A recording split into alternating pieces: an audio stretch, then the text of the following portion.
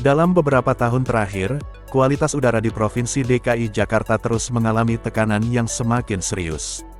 Pertumbuhan pesat transportasi, industri, serta aktivitas pembangunan perkotaan telah menciptakan tantangan besar bagi upaya menjaga udara yang sehat bagi warga.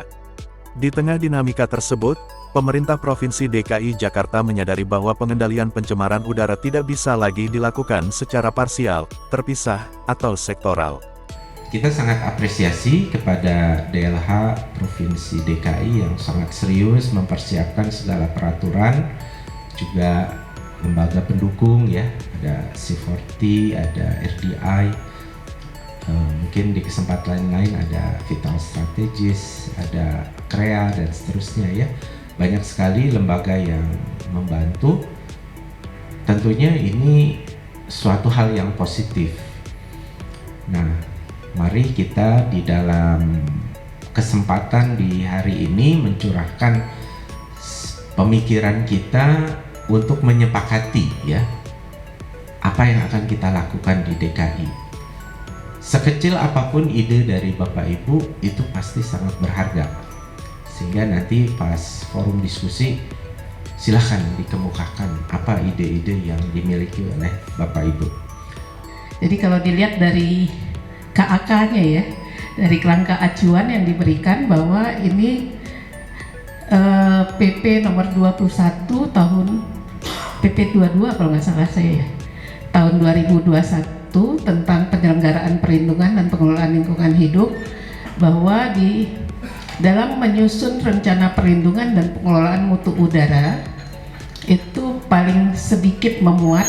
Nah, salah satunya itu ada poin adaptasi dan mitigasi terhadap perubahan iklim.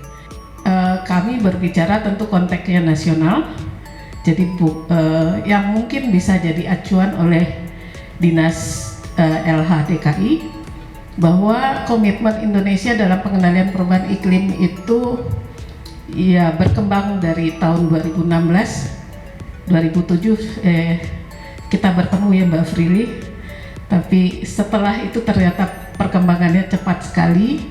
2016 kita pertama menyusun first NDC, National Determined Commitment. Selamat siang Bapak Ibu semuanya. Saya akan memulai presentasi yang diberikan tugas untuk memaparkan terkait dengan aksi iklim, rencana aksi iklim Jakarta dan juga dashboard inventarisasi GRK Jakarta. Awalnya ada bingung, tapi saya coba ya, dalam arti rencana aksi iklim ini bukan yang ada di Pergub, karena ini dari C40. Saya akan memaparkan dari Jakarta Climate Action Plan yang waktu itu tahun 2021 C40 membantu mendukung Jakarta untuk penyusunan Climate Action Plan dalam satu programnya C40 Deadline 2020. Kota itu mungkin bisa adalah problem kadang-kadang dalam kalau di nasional melihat ya ini kota ini melakukan aksi iklim, tapi sebenarnya di kota juga adalah solusi. Kota bisa memberikan suatu solusi untuk melakukan aksi iklimnya, mengajak supaya kota-kota mempunyai ambisi dalam aksi iklim ini, dan target-targetnya Jakarta punya target 30% penurunan 2030 dan net zero di 2050. Dan bagaimana juga Jakarta juga melihat aksi iklim tidak hanya penurunan emisi, tapi juga bagaimana melibatkan masyarakat, karena itu inklusivitas menjadi penting. Kami dari RDI, Regional Development Initiative, saya Bayi Hakim Muhammad, kami ingin memaparkan hasil studi kami. Kami mewakili dari Konsorsium Green Cities Jakarta. Kami diberi kehormatan untuk turut terlibat dalam kajian ini, khususnya dalam melakukan studi dampak dari skala kota Jakarta apabila ingin menerapkan suatu skenario untuk climate action.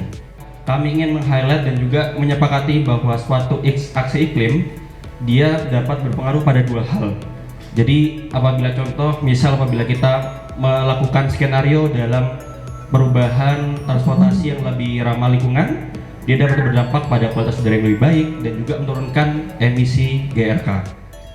Oleh karena itu, dalam studi inilah coba kami dorong bahwa melalui pemodelan ini atau hasil ini, kita juga bisa bersama-sama meninjau rencana aksi iklim kota seperti apa di Jakarta, dan juga menghitung potensi penurunannya seperti apa apabila seluruh aksi yang diusulkan itu akan diterapkan.